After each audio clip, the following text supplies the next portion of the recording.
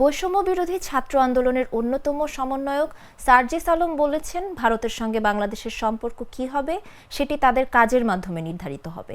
সম্পর্ক ভালো রাখতে চাইলে ভারতকে খুনি শেখ হাসিনাকে আশ্রয় না দিয়ে ফেরত দিতে হবে। বাংলাদেশের মানুষ তার বিচার করবে। দুপুরে রাজশাহী জেলা শিল্পকলা একাডেমিতে জুলাই শহীদ স্মৃতি ফাউন্ডেশন আয়োজিত অনুষ্ঠানে তিনি এসব কথা বলেন। পরে জুলাই আগস্টের গণঅভ্যুত্থানে রাজশাহী বিভাগের শহীদ পরিবারের মাঝে আর্থিক সহায়তার চেক হস্তান্তর করেন তিনি। রাজশাহী বিভাগের 63 শহীদ পরিবারের মধ্যে 46 পরিবারকে আর্থিক সহায়তা দেওয়া হয় জুলাই শহীদ স্মৃতি ফাউন্ডেশন থেকে। প্রতিটি শহীদ পরিবারকে 5 লাখ টাকা করে সহায়তা দেওয়া হয়। যে খুনি হাসিনা এতগুলো মানুষকে খুন করে এই বাংলাদেশ থেকে পালিয়ে গিয়েছে, যে খুনি হাসিনা বাংলাদেশের মানুষের দ্বারা এই দেশ থেকে তাড়িত হয়েছে, সেই খুনি হাসিনাকে আপনারা আশ্রয় দিয়েছেন। যদি এই বাংলাদেশের সাথে আপনাদের সম্পর্ক স্থাপন করতে চান, খুনি হাসিনাকে বাংলাদেশে ফিরিয়ে দিন।